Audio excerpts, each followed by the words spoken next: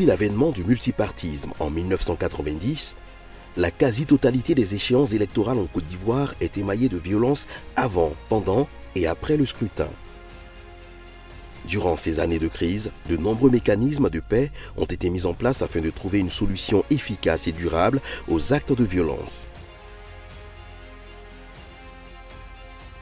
Force est de constater que la majeure partie de ces mécanismes ne fonctionnent quasiment plus après le départ de leurs promoteurs, avec pour conséquence des risques importants de résurgence des conflits ou la survivance des effets de ceux-ci dans la mémoire collective. Dans les cas de figure où ces mécanismes réussissent à continuer de fonctionner au lieu de se poser en auxiliaires de gouvernance locale, certains parmi eux se sont transformés en des espaces concurrentiels de lutte de pouvoir avec les autorités locales, qu'elles soient coutumières ou administratives. Pour espérer leur faire prendre toute leur place dans l'architecture locale de paix, il importait que ces mécanismes se réinventent en repensant leur composition, leur fonctionnement. Avec l'avènement d'Indigo, on a essayé de trouver une stratégie qui allait permettre à la fois aux populations de s'approprier les différents mécanismes, mais aussi pour créer une synergie d'action avec les autorités administratives et les autorités coutumières qui, elles, restent même quand le promoteur ou l'ONG s'en va. Donc c'est ainsi qu'on a réfléchi à ce modèle de collaboration qu'on a appelé cadre de collaboration. Ce modèle inclusif et participatif de dialogue et de concertation est une réponse à la compression des distances horizontales et verticales. Mais dans les faits, c'est quoi un cadre de collaboration et comment on devient membre d'un CDC? Le cadre de collaboration, ce n'est pas un comité, ni une plateforme, ni une association de personnes. C'est un espace informel de dialogue et de concertation. Ce que nous recrutons, c'est par rapport à leur raisonnement. Il y a certaines personnes, quand on les écoute, on sait que s'ils sont dans un environnement propice, ils peuvent faire quelque chose. Nous sommes beaucoup concentrés sur la qualité que chacun peut apporter. Nous ne regardons pas les bords politiques ni l'appartenance ethnique. Au niveau du cadre de collaboration, ce n'est pas la taille du groupe qui compte, ni le nombre de personnes au sein du cadre, mais c'est beaucoup plus l'efficacité de l'acteur qui est dans le cadre. Un cadre souple, informel, constitué d'acteurs influents et pertinents de leur localité et axé sur l'engagement bénévole de ses membres, les CDC sont des instruments locaux de gouvernance qui travaillent ainsi à mettre en avant l'engagement citoyen bénévole et à valoriser leurs acquis à travers le partage d'expériences et le renforcement mutuel des compétences. Comment agissent-ils sur le terrain?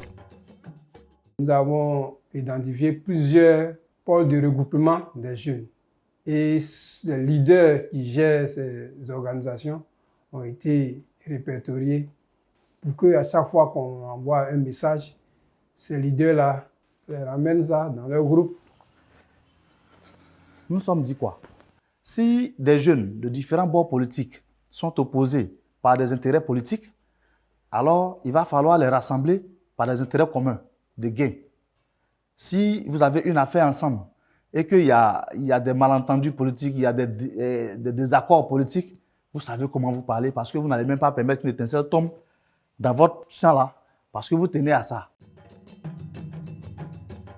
Si dans certains cas, il était impérieux de réunir les jeunes autour d'un même intérêt, mais dans d'autres contextes, les cadres de collaboration dans leur élan d'appropriation de mécanismes de médiation préventive adaptent la méthodologie au contexte local du moment dans la prévention et la gestion des conflits.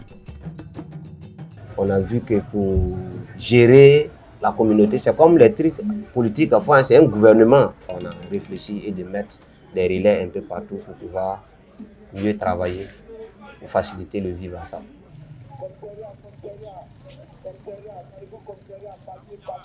S'il y a un petit bruit quelque part, les entrepreneurs de violence s'en accaparent pour en faire leur activité. Donc, notre choix se porte sur pour que ceux-là, à travers ce qu'ils ont traversé, ils seront les bienvenus pour essayer de cadrer les futurs entrepreneurs de violence. Dans la mise en œuvre des initiatives susceptibles de générer du changement social, les cadres de collaboration adoptent une démarche axée principalement sur le dialogue. À Bangolo, nous avons fait 10 quartiers. Nous avons rencontré les présidents des jeunes dans les quartiers pour voir ce qui se passe. Et encore, l'autre particularité, c'est qu'on met souvent les élèves au devant. C'est parce que la jeunesse aujourd'hui, le monde entier se repose sur la jeunesse. Nous, élèves, quand on nous voit en tant que des brigands. Pourquoi? Quand on dit aujourd'hui il y a élection, c'est élèves. Les élèves sont toujours impliqués dans ce genre de choses. Nous sommes ici là ce matin pour vous sensibiliser concernant la paix. L'un des facteurs aujourd'hui qui crée les conflits à l'école, tel est Djoula, moi je ne cause pas avec Djoula. Tel est Baoulé, moi je cause pas avec Baoulé. Chers amis, réunissez-vous parce que la paix, c'est de la communauté. C'est vivre avec les autres. En se posant ainsi comme des auxiliaires de gouvernance locale en matière de gestion et de prévention des conflits aux côtés des autorités coutumières et administratives, les cadres de collaboration multiplient leurs actions et se réinventent en fonction du défi du moment afin de créer un changement au sein des communautés. C'est le cas de Ouattara Adama, un ancien caïd qui aujourd'hui transformé mène des actions auprès de ses amis pour réduire la violence dans les ex-quartiers d'Oukouré et Yaousséi, devenus aujourd'hui Doukséi, la paix. Papa, ça va, il est bien. C'est quoi? Eh, voilà. Pardon, mon frère, ça va? Tout me dit, Angélé, allons. Comment? Angélé. Voilà. Chez nous, ici, à Gbafou, nous, ça ne sort pas. Voilà, si ils ont allumé le feu, nous on met pétrole dedans et puis ça s'allume bien. Mais aujourd'hui, là, à grâce des cas de collaboration, on a eu à arrêter ces gens de bêtises-là. Lorsque j'ai adhéré au cas de collaboration, on m'a demandé à ce que je gère la sécurité parce que je connais mieux ceux qui gâtent. Et aussi, je sais comment il faut les approcher pour que ça ne se gâte pas. Par malheur, j'ai été la première victime de ce groupe qui était en colère. J'en ai vu un fusil, donc j'ai été la première personne qu'ils ont touchée par balle. Vraiment, pour le vivre ensemble, ce n'était pas bon. C'est vrai, j'ai vécu cette situation. Et c'est un peu difficile de pouvoir l'oublier. Mais dans ces circonstances pareilles, si on veut être rancunier, on ne va pas avancer. C'est pourquoi j'ai décidé, moi, de prôner la paix. Voilà pourquoi est-ce que je suis allé avec les hommes positifs. Parce que c'est que le CDC, c'est la paix. En tant que footballeur, je me dis que je suis vraiment écouté. En tant que coach, c'est que je suis prêt aussi pour prôner la paix. Parce que pour moi, mon problème, c'est cette jeunesse-là. Puisque c'est cette jeunesse-là, j'encadre.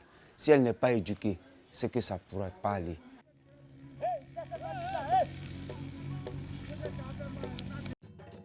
L'approche, une stratégie qui porte toujours les fruits lorsqu'elle est bien menée. C'est le cas du projet de construction du 4e pont où les membres du cadre de collaboration se sont autosaisis pour mener des activités de médiation préventive auprès des communautés des 2 quartiers susceptibles d'être affectés par le projet. Ça, c'est notre école. L'école de Doukouré et Yaousséi. L'école a été cassée, vous voyez. C'est la clôture qui reste, il n'y a plus rien. C'est là-bas, se passe les travaux. Et dans cette école-là, il y avait la maternelle. La maternelle, là, c'était pour les enfants de Doukouré et Yaousséi uniquement. Donc, vous-même, vous voyez, si le cadre de collaboration n'avait pas pris le devant pour sensibiliser la population par rapport au projet du 4e pont, pour casser cette école-là, vraiment, ça allait être difficile. Mais puisque la sensibilisation a pris le dessus, le mot cohésion sociale, paix, est rentré dans nous-mêmes, nos comportements. Ça fait que quand il y a eu le déguerpissement de l'école, quand ils ont commencé à casser l'école, on n'a pas réagi. Aujourd'hui, les cadres de collaboration démontrent leur efficacité sur le terrain. Et pour nous, il faut dupliquer cette ingénierie dans les autres localités afin de pouvoir garantir une anticipation et une prévention d'éventuelles violences dans ces localités en Côte d'Ivoire.